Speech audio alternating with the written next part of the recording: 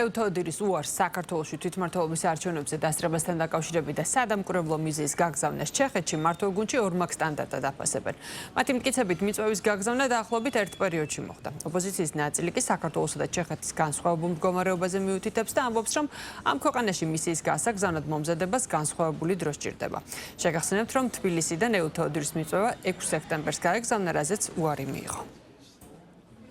ჯერა ევთოოდირის მიერ გამოქვეყნებული შესაძლო მიზეზების, რაც მათ აქვს დასახელებული და ამაში შეტანის საფუძველი არავის არ აქვს. როდესაც ევროკავშირის წევრ სახელმწიფოზე გვაქვს საუბარი და როდესაც გვაქვს სახელმწიფოზე საქართველოს სახით საუბარი, სადაც ხელისუფლება მიტაცებული აქვს ერთ ოლიგარქს და არჩევნებს მხოლოდ და მხოლოდ ფორმალურად უწოდებს და სინამდვილეში რუსულ სპეცოპერაციას ატარებს, არსებითად განსხვავდება ეს ორი მაგალითი ერთმანეთისგან. ევთოოდირი წყვეტს თვითონ საკუთარი შესაძლებლობებიდან გამომდინარე უღირს თუ არ უღირს მას იმ ქვეყანაში წავსვა, რომელ ქვეყანაშიც ეპატიჟებოდა. ჩეხეთსა და საქართველოს შორის დემოკრატიის ხარისხით, სამართალდამცავი უწყებების მუშაობის ხარისხით, სასამართლო ხელისუფლების მუშაობის ხარისხით არის ძალიან დიდი განსხვავებები. ქართულმა ოცნებამ ძალიან კარგად იცოდა ერთი თვით ადრე, როდესაც ეპატიჟებოდა ევთოოდირს, რომ ევთოოდირი ვერ შეძლებდა ესეთი მცირე დროში ამ მისიაში ჩაბმა. სპეციალურად დაიგვიანეს მიმართვა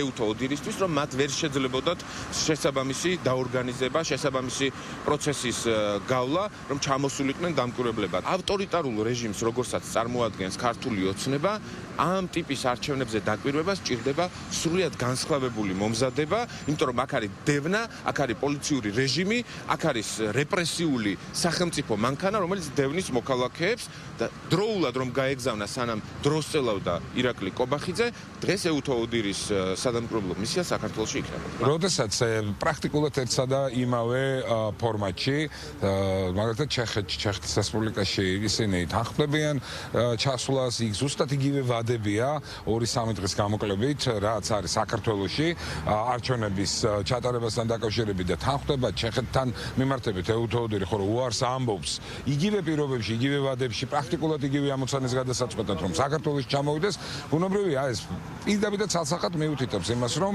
აქ ორმაგი სტანდარტი არის გამოკვეთილი სიმართლის თქმაზე პრაქტიკულად თქვენს უარი და გაექცნენ იმ მოცემულობას, რასაც ქვია არჩევნებზე დაკვირვება, იმიტომ რომ განსაკუთრება გამოცდილება მე ასე უკარნახავ. ეს არის ის სივრცე, სადაც ჩვენ პინათელი ვართ და ამიტომ არავის ურჩევთ ამ სფეროში შემოყოლას და ამ რაღაც სხვადასხვა ტიპის არგუმენტებით მსჯელობას.